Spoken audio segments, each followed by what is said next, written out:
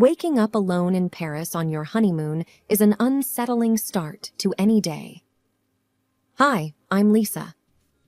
Our Parisian getaway, meant to be woven with dreams and shared memories, took a dark detour into a web of secrets when I found an odd message instead of my husband beside me one morning. Suddenly, our love story intertwined with cryptic clues and shadowy figures from the past. Venture with me into a Paris that hides its mysteries behind every romantic facade and uncover truths that tested not just our bond, but our very survival. So, my name is Lisa, and this is my Parisian story. The glow of the morning sun on Parisian rooftops was breathtaking. I stretched, luxuriating in the satin sheets of our boutique hotel room, reveling in the faint sounds of the bustling Paris streets below. I turned to snuggle closer to my new husband, Alex, but instead of the warmth of his body, I found a cold and empty space. Perplexed, I sat up, scanning the room for any sign of him. His suitcase was still there, clothes thrown casually on a chair from the night before, but no Alex in sight. On his side of the bed, there was a folded piece of hotel stationery. With shaking hands, I opened it. "Morning, love. Took a quick walk to grab some fresh pastries for us. Be back soon." I sighed with relief. But then something caught my eye. On the back of the note, written in a shaky script, unlike Alex's usual neat handwriting, "Don't trust anyone." I felt a chill run down my spine. What was this? A joke? But Alex wasn't one for practical jokes, especially not on our honeymoon. Pulling on some clothes, I decided to go down to the hotel lobby. Maybe he was just there, waiting with a basket of croissants, laughing at his little prank. The hallway was quiet, the muted gold wallpaper gleaming softly. I took the elevator, trying to shake off the unsettling feeling. The elevator doors opened to a bustling lobby, but no sign of Alex. I approached the receptionist, a tall woman with raven black hair and striking red lipstick. "Excuse me," I began. "Have you seen my husband? Tall, brown hair, green eyes?" She looked up, her gaze cold and distant. "No, madame. I haven't seen anyone matching that description." I thought back to the mysterious message.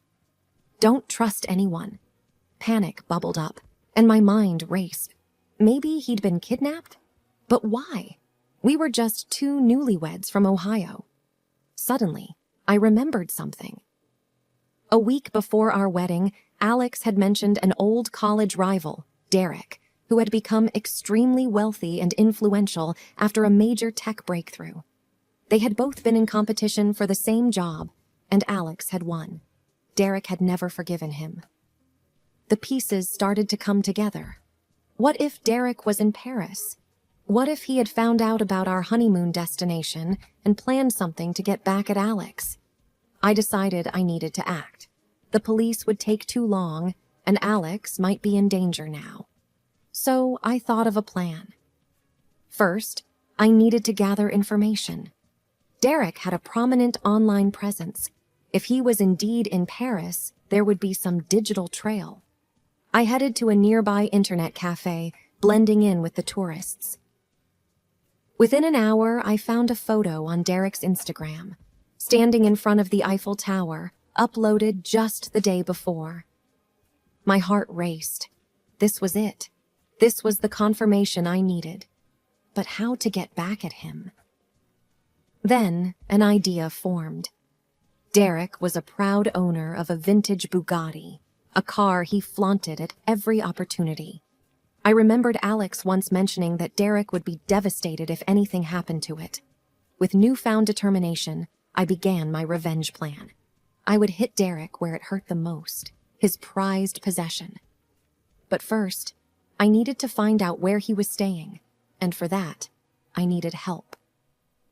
I remembered a contact Alex had mentioned, an old college buddy named Ethan who lived in Paris. I decided to reach out to him. Using a burner phone I purchased, I dialed Ethan's number. "Ethan, it's Alex's wife. I need your help." I could hear the surprise in Ethan's voice. "What's going on?" I recounted the story to him, and by the end, he was fully on board.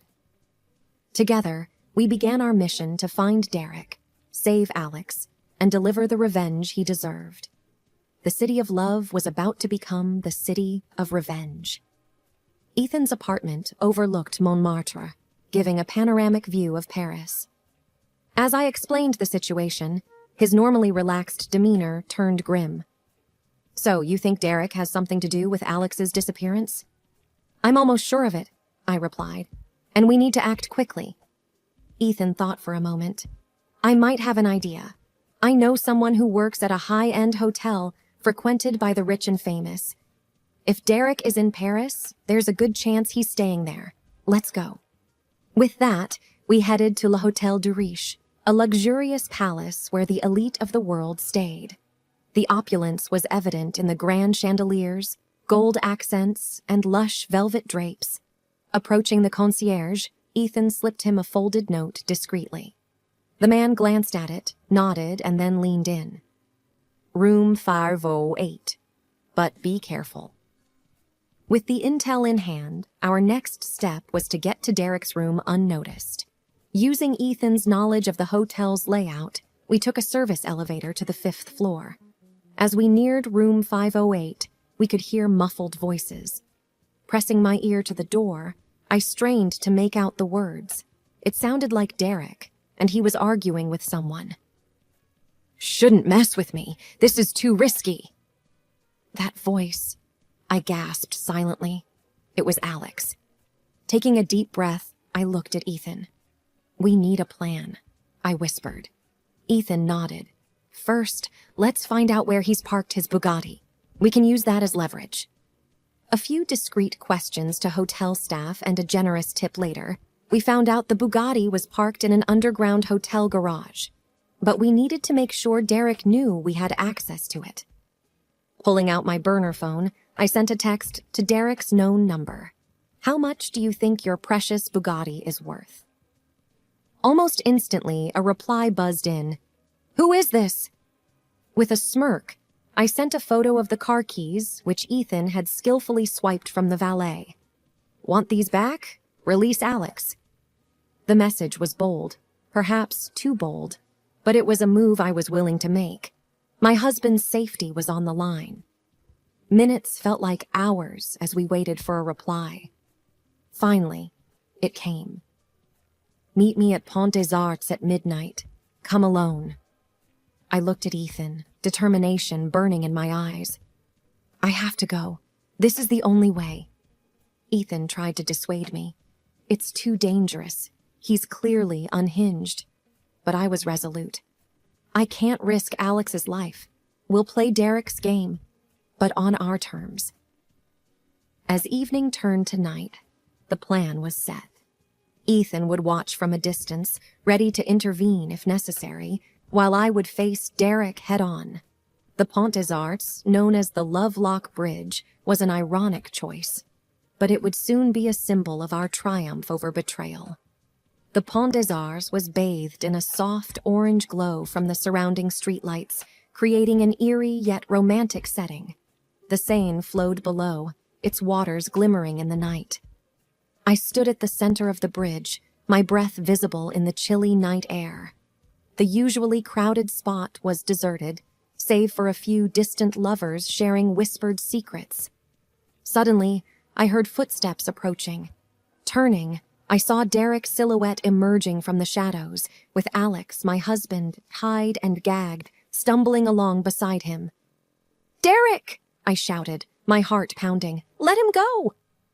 Derek just smirked. "Give me the keys first." I gripped the Bugatti keys tightly, considering my options. But the desperation in Alex's eyes made the decision for me. I held out the keys. "Release him, and they're yours." Derek paused for a moment, a sinister smile playing on his lips. "You always were so predictable, Lisa." As he reached out for the keys, a soft whistle broke the tension. Suddenly, from the shadows, Ethan lunged at Derek, trying to take him by surprise. But Derek was quicker than we anticipated. A scuffle ensued, both men wrestling each other, dangerously close to the edge of the bridge. "Lisa, run!" Ethan shouted, grappling with Derek. I hesitated for a moment, then made a break for it, pulling Alex along with me. But Derek, in a fit of rage, managed to push Ethan off him and lunged at us. In that heart-stopping moment, a brilliant idea flashed in my mind. I remembered the Lovelocks couples attached to the bridge. Scrambling, I quickly locked a heavy chain around Derek's wrist, then snapped the other end onto the bridge's railing, effectively tethering him. He tried to free himself, but it was too late. Ethan, recovering quickly, pinned him down. Derek's arrogant sneer was now replaced with a look of pure rage and disbelief. "What do you want, Lisa?" he growled, struggling against his restraints. "Justice," I replied coldly. "You thought you could play with our lives? Think again." Ethan called the police, and within minutes we heard sirens approaching. Derek was arrested, and Alex, once he was freed and safe, wrapped his arms around me, pulling me close. "Thank you," he whispered, his voice choked with emotion. I was so scared. "We're a team," I whispered back, tears glistening in my eyes. "Always." Derek's luxurious Bugatti? Well, let's just say it made a generous donation to a local charity. And as for the infamous Lovelock, it became a symbol of our victory over betrayal. We returned to our hotel, exhausted from the ordeal. Our suite overlooked the Eiffel Tower, and the city lights twinkled, a stark contrast to the events that had transpired. Alex was quiet, lost in thought, staring out at the view. I walked over, placing my hand on his shoulder. "I'm so sorry you got dragged into all of this," I whispered, my voice heavy with guilt. He turned to me, brushing a strand of hair behind my ear. "Lisa, none of this is your fault. Derek's vendetta was beyond any of our control." Despite the reassurance, the weight of the night bore down on me. I took a deep breath, trying to push back the tears. "I just wanted a perfect honeymoon." Alex smiled gently. "Well, it's definitely been memorable." We both laughed, but our laughter was a mask for the pain and shock of what had unfolded. A few days later, after giving our statements to the police, we decided to head to the Louvre. Surprisingly, the art and history offered a much-needed distraction. As we walked hand in hand through the museum, I felt the tension slowly dissipate. It was then, in the midst of the crowd, that I saw a familiar face. A woman with raven black hair, dressed in a sleek red dress. She was the receptionist at the hotel on the day Alex disappeared. My gut told me she was involved. She locked eyes with me, a smirk playing on her lips, and disappeared into a nearby gallery. I tugged Alex's arm, nodding in her direction. "We need to follow her." The chase led us through intricate hallways, past masterpieces, and into the Dinan wing.